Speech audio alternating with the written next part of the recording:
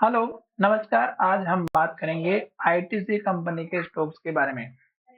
और पिछले वीडियो में हमने आपको अच्छे से एक्सप्लेन किया था कि स्टॉक जब भी एक के बाद एक हाई और ग्रीन कैंडल बनाता है तो हमें स्टॉक्स में बने रहना है, और जब स्टॉक्स हमारे टॉप पर हमेशा बताएं, हमेशा टॉप पर आपको इन्वर्टेड हैमर कैंडल अगर बनती है तो जरूर सतर्क हो जाइएगा। जैसे कि यहाँ पर देखिएगा, एक के बाद एक हाई और ग्रीन कैंडल बनाते हुए स्टॉक्स ऊपर जा रहा था, और इस केस में यहाँ पर इन्वर्टेड हैमर टॉप पर बनी थी तो गिरावट आई थी।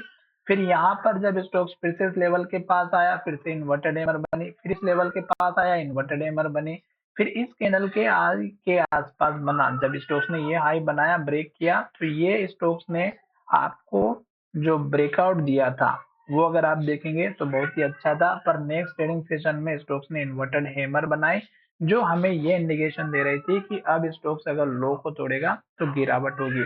और यहाँ पर लास्ट का हाई था हमारा इस कैंडल का, जो कि 520 का था, और लास्ट का जो लो था वो हमारा था 505 रुपए का।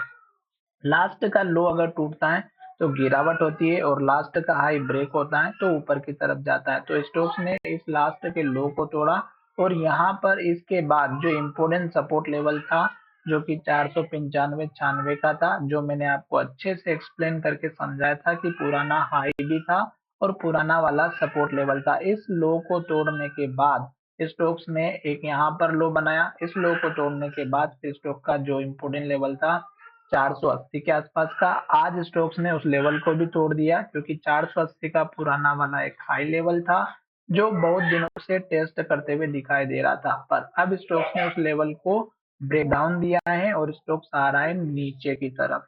तो अब हम यहाँ पर जिस तरह से स्टॉक्स एक के बाद एक रेड कैंडल और लो बनाते हुए नीचे की तरफ आ रहा है, तो हमें स्टॉक्स में तब तक वेट करना है जब तक स्टॉक्स लो बनाएगा तब तक, और रेड कैंडल बनाएगा तब तक। ठीक है, अब यहाँ पर रेड कैंडल बन रही है तो बिंदास बैठे रहना है।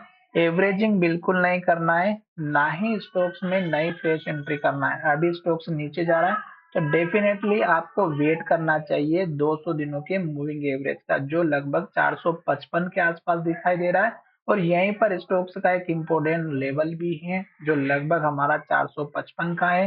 पहले भी स्टॉक्स ने यहाँ पर हाई बनाया 455 का, यहाँ पर फिर हाई बनाया 455 का, फिर हाई बनाया, फिर हाई बनाया, तो 455 रुपए का अगर आप देखेंगे तो बहुत इंपॉर्टेंट लेवल है। बीच में हालांकि छोटे लेवल और भी हैं, एक दो और जो मैं आपको साथ शेयर कर दूंगा, क्योंकि जो लोग इंट्राडे में काम करते हैं उनके लिए वो इम्पोर्टेंट बनने वाला है। 455 का एक इम्पोर्टेंट लेवल है।